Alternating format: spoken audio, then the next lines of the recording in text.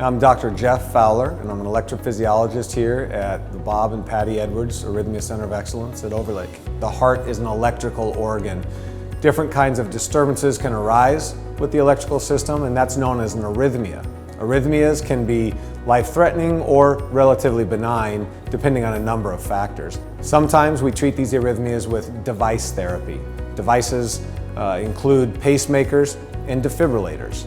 So a pacemaker is a small battery pack that sits in the left-hand side of one's chest, occasionally placed on the right, with two wires that extend down into the heart.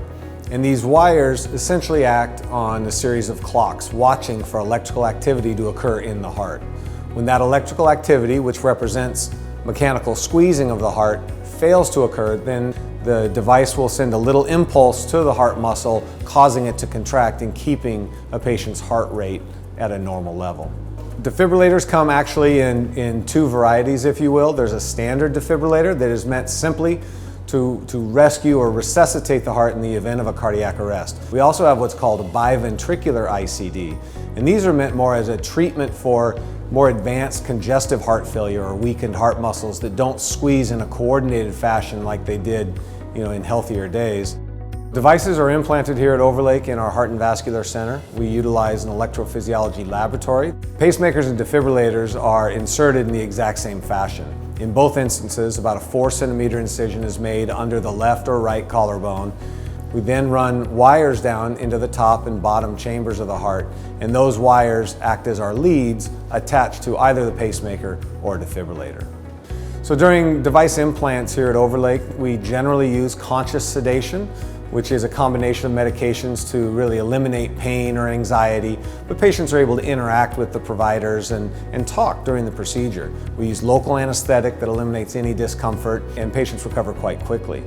On occasion, for folks who are a little more sick or have more complex medical issues, we may utilize general anesthesia and put people completely to sleep. With both pacemaker and defibrillator implants, the recovery time is about 2 weeks. Once implanted, pacemakers and defibrillators have a variable lifespan. On the average, however, they last around anywhere from 7 to 14 years before the battery needs to be replaced. Device therapy has come a long ways in the past 50 years. When the first pacemakers were implanted, they were carried around on a cart, whereas now devices are very small, a few inches long, implanted underneath the skin. Secondly, we're now able to communicate with the device from a patient's home. So we're able to monitor these devices on a nightly basis, and all they have to do is go to bed, and the device will actually check them through a radio frequency communicator and download important information that we can then review the following day in the clinic.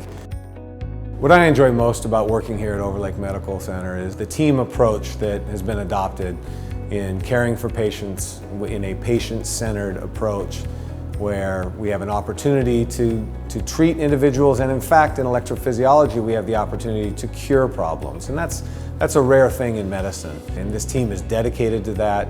It's patient-centric. We have the most advanced technology. We have a great opportunity to really benefit people on a day-to-day basis.